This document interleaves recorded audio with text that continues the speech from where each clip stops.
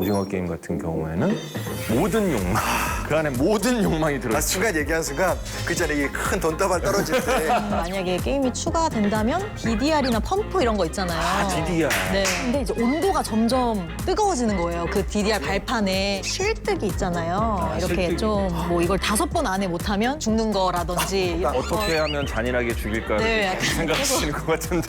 결국에 3편이 나온다면 3편의 프론트맨이 이제 송기훈이 되지 않을까.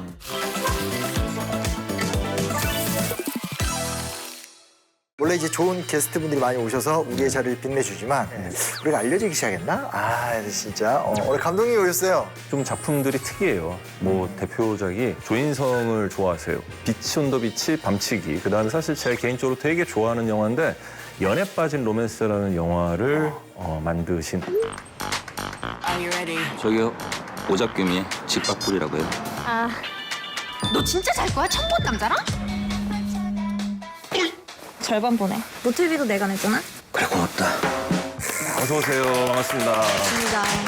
아, 네. 초대해 주셔서 너무 감사합니다. 저 영화 감독 정가영입니다. 반갑습니다. 사실 아까 처음에 이제 대본 리딩할 때 뵀는데 제가 생각했던 연애 빠진 로맨스의 감독님 이미지와 너무 달랐어. 너무 이렇게 소녀소녀 하셔가지고 대사도 그러고 이 분위기도 그러고 되게 재밌고 되게 웃겨요. 말도 세고. 근데 어떻게 그런 작품의 감독님이 이렇게 생기셨을까라는 생각이 들어서 어떻게 그런 작품에? 위험한데? 되게 좋아하는 작품. 되게 좋아하는 그렇죠, 작품. 그렇죠. 자, 여튼간에 감독님까지 모신 이유는 오늘 좀 우리가 다룰 컨텐츠가 특별하다는 얘기인데 그렇죠. 사실 기대를 하고 있습니다. 기대를 안 할 수가 없죠. 어떻게 될까? 사실 이 드라마가 우리가 이제 K-팝 이외에 K-컬처라는 거? 뭐 이런 걸 만든 대명사 같은 그렇죠, 드라마다 그렇죠. 보니까. 그렇죠. 오늘의 주제는 오징어 게임 시즌 2. 네, 다시 보면 보이는 게임의 법칙. 좋다.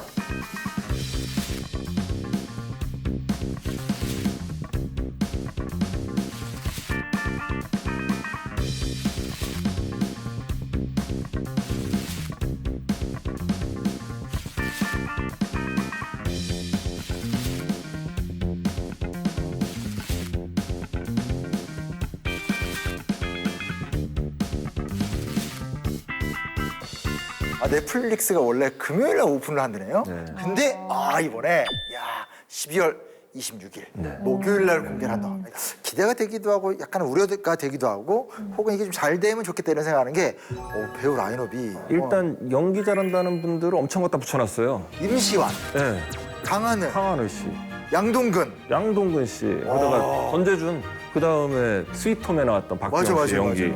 맞아. 이진욱 씨. 아니 다 진짜 잘하시는 분들이 너무 많이 나와서 네. 누가 기대되십니까? 박성훈 배우님, 네. 네, 그래서 또 저희가 추측하건대 이제 트랜스젠더 역할로, 네, 혹은 이제 그 준비를 하는 역할로 등장을 하신다고 유추를 하게 됐거든요. 그렇게 헤어스타일 때문에 그런 네. 더글로리에서 가장 매력적인 캐릭터였어가지고 전재준. 너무 약간 그거랑 비교될 수 있겠네요. 그 다만 악에서 웃고 와소서에서 박정민 배우님이 연기하신. 이제 트랜스젠더 역할을 하셨었죠. 네. 전화 오는 거 맞아요.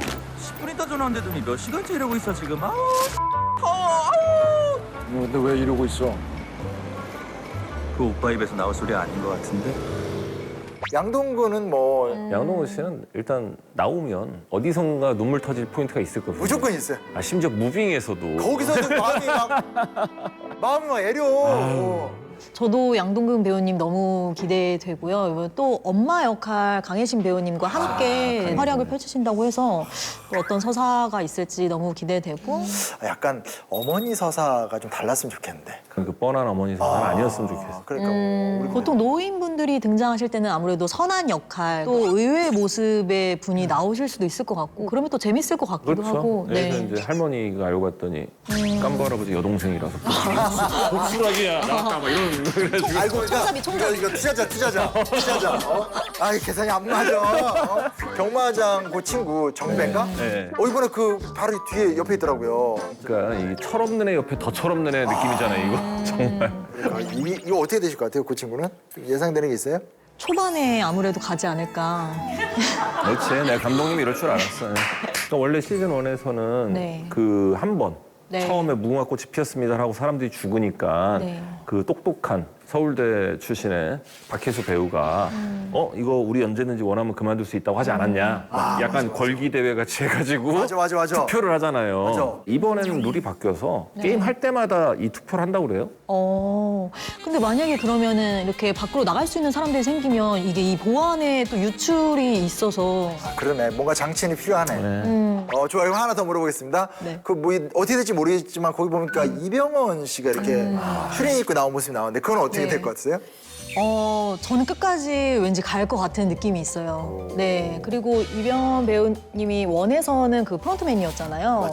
저는 오징어 게임 2에서 이제 이병헌 배우님과 이정재 배우님이 좀 대치를 하는 상황이 조금 벌어지지 않을까 싶고 결국에 이제 이정재 배우님이 승리해서 저는 3편이 나온다면 3편의 프론트맨이 이제 성기훈이 되지 않을까 이제 그런 상상도 해봤거든요. 왜냐하면 성기훈은 어쨌든 이 게임을 막기 위해 저항하기 위해 여기 들어왔는데 결국 언젠가는 이해하게 될 것 같아요. 이 게임이 왜 필요한지. 사실 이병헌 씨가 맡은 배역이 그 프론트맨 전에 기훈이보다 한참 전에 우승했던 선배란 말이에요. 그죠. 그 사람 또한 그 게임에 참여해서 우승자가 된 다음에 프론트맨이 됐기 때문에 충분히 동의가 되는 가설이라고 생각합니다. 사실 이 성기훈이라는 역할이 이 오징어 게임을 진행하는 주최자한테 화가 난, 분노한 이유는 첫 번째는 오토노미의 상실이에요. 그러니까 내 목숨을 갖고 너네 장난쳐? 사람 목숨 가지고?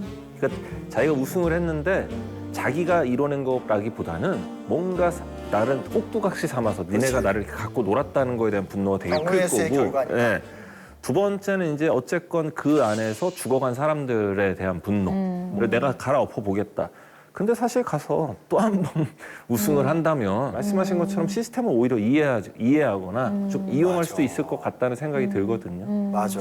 사실 이제 역성부 하다 보면 그런 사람들 많거든요. 그러니까 왜냐면 대부분의 사회라는 게 결국은 견고한 조직이 있고 많은 사람들이 조직을 문제라고 느끼고 조직을 바꾸려고 들어갔다가 결국 그 조직의 일원이 돼서 자기의 치부를 덮기 위해서 또 그 조직을 옹호하는 사람이 되니까. 그렇죠. 야, 근데 그렇게 가면 대박이겠다. 어떤 장면 생각나세요? 보시면? 저는 첫 장면 그 공효 배우님이 이정재 배우님을 이제 지하철에서 딱지치기로 섭외를 하는. 네. 굉장히 외모 지상주의. 나는 공유 씨가 나은지도 지금 까먹고 있었거든. 정말 저는 이정재라는 배우가 저한테는 워낙 잘생겼던 배우, 그리고 모래시계 때 대사 없이 뜬 배우. 제희. 예. 잘 그랬는데 사실 오징어 게임 보고 전 진짜 충격받았던 게 그 정말 되게 얼치기 같고 막 순진한데 바보 같으면서 그 돈 경마장 가서 다 날리는 어떤 그런 모습이 야 연기 잘한다. 이정재라는 캐릭터를 딱 보여주는 대사 한마디가 있죠. 박혜수 씨가 내뱉는 기훈이 형을 답답해가지고 하는 거.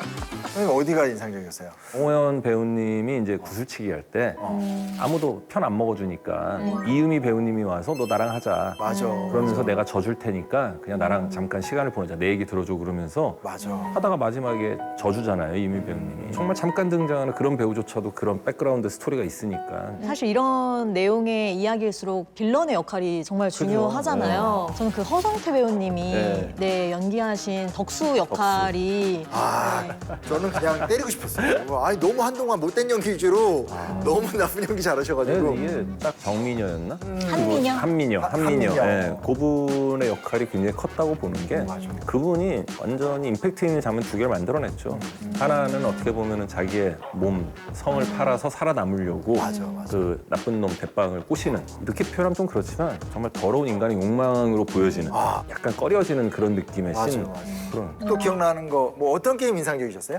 저는 가장 인상 깊었던 게임은 그 유리를 걸으면서 유리가 깨지면 바로 떨어져서 죽는 게임 너무 있잖아요. 잔인한 게임이야. 네. 거기서 한민여라는 이 역할이 이제 나쁜 놈을 끌어안고 내가 얘기했지 나랑은 끝까지 간다고 하고 투신자살하는 신. 이제 이거를 우리가 TV에서 까나리 액젓하고 커피로 봤으니까 웃으면서 넘긴 거지.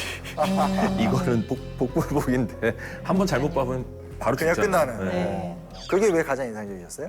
일단 가장 보면서 몰입감이 강했던 것 같아요. 네. 그리고 그 게임이 유독 이제 VIP들이 이제 관전을 하면서 이루어지잖아요. 네, 그 재미들도 좀 너무 잔인한 거 아닌가?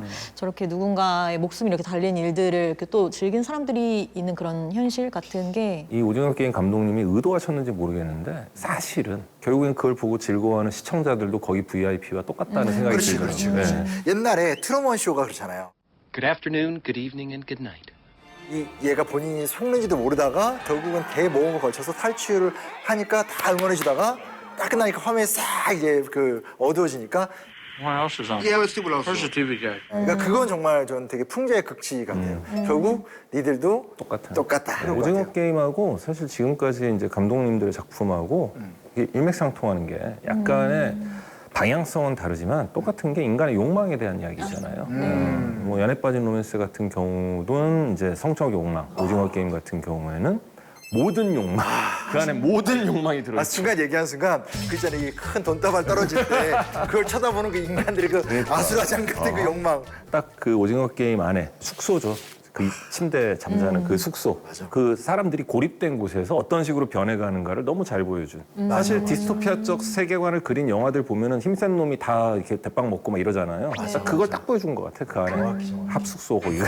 그렇게 짧게만 얘기해도 온갖 그러니까 한국 사회의 현실 그리고 어떤 인간이 무법지대 속에서 망가지는 현실 뭐 이런 것들을 너무 잘 어우러지면서 근데 한 명 한 명 캐릭터들이 다 사는. 그러니까 우리 그때 게임에 나왔던 게 무슨 뭐 되게 처음이 무궁화 꽃이 피었습니다. 무궁화꽃이 피었습니다. 그리고 또 뭐 달고나. 있었죠? 두 번째가 달고나. 뽑기. 네. 구슬 게임 있었고 네. 근데 이 핵심이 뭐냐면 다 일제 강점기 때 만들어진 거예요. 왜냐하면 전통 사회는 전통 사회의 놀이 방법이 있었는데 네. 이게 이제 일제 강점기 들어오면서 하나는 첫째 산업화가 되고 두 번째는 학교가 이제 중요한 공간이 되면서 운동장에서 할수 규칙 있는. 지키면서 하는 게임의 방식들이 대부분 다. 거든요. 그러니까 완전 변한 거예요. 그러니까 그전까지 막 쥐불놀이 하고 뭐 이렇게 어떤 향촌 사회에서 농촌에서 어른들하고 같이 노는 거였다라면 일제강점기 들어오면서 근대 교육 보급되니까 학생들만 딱 모여서. 운동장에서 하는. 근데 갖고 놀 건 없는 거야. 별로 갖고 놀 게 없으니까 그 사실 오징어 게임 우리 다 몸으로 하는 거지 그냥. 그죠. 운동장에 이렇게 그림만 그릴 수 있으면 되니까. 우리 시대 때 이 모든 전투적 놀이의 결론은 다 싸움이야. 그렇죠. 그 뒤에 잘 생각해 보면요. 놀 시간이 정해져 있잖아. 아, 그렇죠. 근데 싸우다 보면 시간이 아깝잖아요. 그럼 애들이 머리가 좀 크고 조금 현명해지기 시작하면서 각 팀에서 제일 센 애들끼리 나와서 이제 규칙을 정하기 시작해. 다음부터는 이렇게 하기로 하자. 이게 왜 중요하냐면 사람이 그 나이 때 반드시 해야 되는 인생 숙제가 있는 발달 과업이라는 건데 초등학교 때 그러니까 만 6, 7세에서 만 한 12, 3세, 11, 2세까지 해야 되는 숙제 중에 제일 중요한 것 중에 하나가 조직 내 규칙이 왜 만들어지고 왜 필요하고 왜 지켜야 되는지를 배우는 거거든요. 그걸 우리는 뭘로 배웠냐면 놀이로 배웠다고. 오징어 게임 할 때 얘가 없었어요. 그래서 싸워. 맞아요. 애들 놀이에는 심판이 없단 말이에요. 이게 되게 중요한 거야. 이 어렸을 때 심판이 없었기 때문에 이 규칙 가지고 싸운단 말이에요. 싸우면서 규칙이 왜 필요한지, 왜 지켜야 되는지, 규칙이 왜 만들어졌는지를 배우게 돼요. 이게 어렸을 때 초등학교 때 배워야 될 가장 중요한 숙제 중에 하나인데 문제가 이제 최근 와가지고 애들이 축구를 하든 야구를 하든 농구를 하든 어딜 가냐면 축구 교실, 농구 교실, 야구 교실을 갑니다. 그런 데 가서 애들이 놀이를 하잖아요. 맞아. 그러면 거기는 감독이나 코치가 있어요. 그분들이 심판 역할을 해줘 버려. 만들어져 있는 규칙이 있고 애들이 좋아하는 온라인 게임이나 모바일 게임에 들어가면은 거긴 이미 시스템이 다 정해져 있어요. 이건 해도 되고 이건 하면 안 되는 게 정해져 있기 때문에 애들이 그걸 배울 기회가 없어요. 그럼 둘 중에 하나로 가요. 하나는 무조건 규칙이니까 지켜야 된다는 고문관 같은 애가 되거나 아니면 또 하나는 룰 브레이커.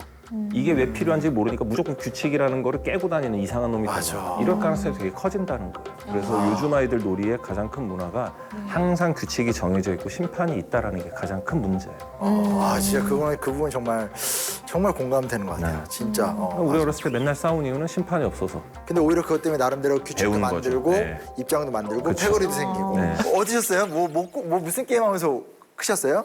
약간 제가 생각했을 때 이제 오징어 게임이 만약에 게임이 추가된다면 그럼 뭐가 재밌을까 생각을 해봤을 때는 그 실뜨기 있잖아요. 이렇게 실뜨기. 좀 그거 다 우리 때 하던 건데. 그것도 다 하던 네. 거죠. 네. 그래서 이를테면 그거를 이제 뭐 이게 복불복으로 내가 뭐 번호를 선택해서 그 되게 단순한 것도 있고 네, 엄청 어려운 복잡한 거 있고. 것도 있잖아요. 그렇죠. 그렇게 해가지고 실제 잘했는데. 두 개에 대해 원래 실뜨기는. 맞아요. 그렇게 해가지고 뭐 이걸 5번 안에 못하면 이제 뭐 죽는 거라든지 아니면 저희 그거 뭐 방방이 뛰는 거 있잖아요. 트램펄린. 트램펄린. 예, 그렇게 해가지고 이제 다수가 그 엄청 큰 트램펄린에 들어가서 이제 이제 사실 이렇게 내가 뛰면서 이제 상대방을 또 바깥으로 이렇게 튕겨 내보낼 수 있잖아요. 뭐 그런 식으로 조금 죽이는 게임을 하는 것도 재밌겠다. 생각보다 옛날에 트래펄린 이거를 그 이동식으로 아파트로 와가지고 100원인가 내고 타고 맞아요. 그랬던 것 같은데 그거. 그것도 좀 있는 애들만 했어요. 저는 진짜 우리 애들 어릴 때 키즈 카페를 진짜 많이 갔는데 키즈 카페 가서 제가 정말 열심히 놀아주던 아빠인데 그중에 제가 제일 열심히 놀아주는 게 뭐냐면 트램펄린 같이 타는 거. 근데 애들을 앉혀놓고 버텨봐 해놓고 내가 막 뛰는 거야. 애들이 막 옆에서 날아가. 그래서 애들 막 아빠 좋아 하는데 나 사실 그게 나의 욕망의 해소. 그리고 뭔가 DDR이나 펌프 이런 거 있잖아요. DDR. 네. DDR 할 때 그 DDR에 그 한 사람이 그걸 하는데 이제 온도가 점점 뜨거워지는 거예요. 그 DDR 지금 발판에. 본인 작품 구상하시는 거예요? 그래서 막 조인성이 불타는 거야? 조인성이냐 손석구냐? 어? 발부터 이제 괜찮다. 어떻게 하면 잔인하게 죽일까를 네. 계속 생각하시는 것 같은데. 아니 근데 영화 보면서 배틀로얄이 생각나셨다면서요? 아, 네. 제가 배틀로얄이라는 영화를 너무 좋아해서 중학교 때부터 거의 막 집착적으로 봤었는데 왜 기억하세요? 배틀로얄에서도 그 컴퓨터 시스템을 조금 이제 마비시키려고 해킹하는 친구들이 있거든요. 한 3-4명 해가지고. 맞아.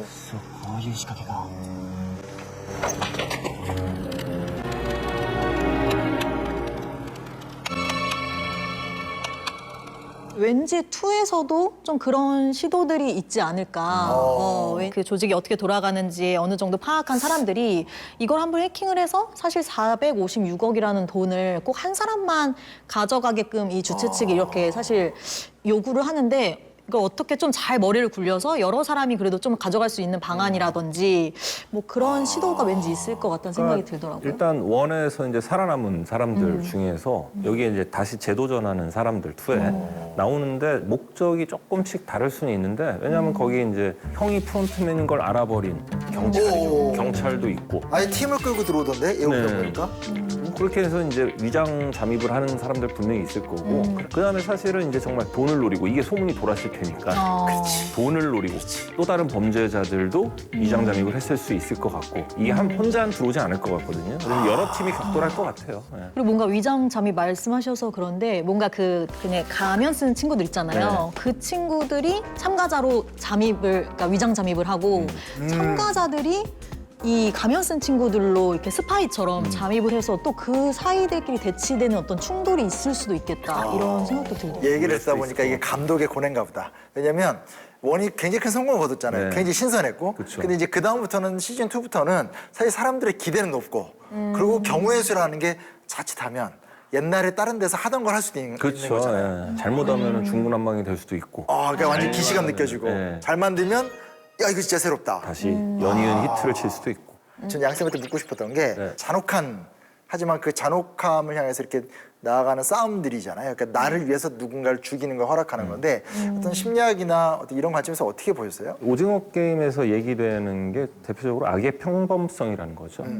그 독일의 한나 아렌트라는 사람이 썼던 책에 나오는 건데 유명하죠. 홀로코스트를 일으켰던 아돌프 아이만이라는 사람의 재판을 과정을 지켜보면서 썼는데 거기 나오는 거죠. 사실은 이제 어떤 괴물이 그런 끔찍한 짓을 저지르는 게 아니라 평범한 사람이 저지른다. 여기에는 몇 가지 요인들이 있다. 그게 이제 그런 개념이 악의 평범성이라고 하는 거죠. 그게 아마 이 오징어 게임 내에서 사실 그 안에서 보면 우리가 계속 얘기했다시피 내가 이기는 게 상대방이 단순히 지는 게 아니라 상대는 죽는단 말이에요. 우리 팀이 이긴다는 거는 상대팀 팀이 다 죽어야 된다는 얘기거든요. 죽이고 올라가는 게임인데 그 안에서 사람들이 너무나 착실하게 룰을 지키면서 그 게임을 해나간단 말이에요. 왜? 살기 위해서 혹은 돈을 위해서. 정말 평범했던 밖에선 너무 평범하게 살던 사람들이 그 안에 들어와서 그냥 아무렇지도 않게 그런 악행을 저지르고 그런 나쁜 시스템을 따라한다. 그런 것들을 봤을 때는 악의 평범성이 가장 대표적으로 이 드라마를 보여주는 심리적인 요인이 아닐까 싶어요. 저도 오징어 게임이라는 세계관에 대해서 많이 생각을 해보면서 이게 어쨌든 뭔가 남는 장사가 있어야 뭔가 이런 것도 다 이루어질 텐데 사실 주최자 입장에서는 돈은 돈대로 주고 사람은 또 사람 죽는 대로 처리해야 되고 그래서 이게 또 이렇게 어떻게 굴러가는 걸까 이런 생각을 많이 하다가 마치 아까 그 트루먼쇼 얘기가 나온 것처럼 네. 사실은 이게 다 녹화되고 있는 게 아닐까? 이 게임이 진행되고 있는 이 세계관 자체가 그래 녹화되고 있고 이게 어딘가로 송출되고 있는 거 아닐까? 어딘가에서는 이걸 중계로 보고 있는 거죠. 아, 영상 판매업을 통해서 수익을 벌충하고 있다는 얘기인가요? 뭔가 그렇지 않으면 이 게임이 이루어질 이유가 없는 것 같은 거예요. 가능성 크죠. 그 네. 몇몇의 VIP 자본가들이 뭐 인당 뭐 이런 잔인한 걸 보기 위해서 네. 100억씩을 냈다 하더라도 또 어떤 자원이 여기서 나올 수 있나 생각을 해봤을 때 원에서는 그 시체들을 그냥 불태우거나 아니면 장기 밀매를 장기 밀매를 하잖아요. 맞다. 그 장면이 나왔었구나. 네. 아. 근데 뭔가 어쨌든 그 엄청난 무더기의 시체가 필요한 어떤 일이 있는 게 아닐까. 근데 다음 네. 작품에 도대체 제작비가 얼마 들길래 지금 계속 이런 얘기를 하시는 거예요? 돈 생각이. 어떻게 성공할 것 같습니까?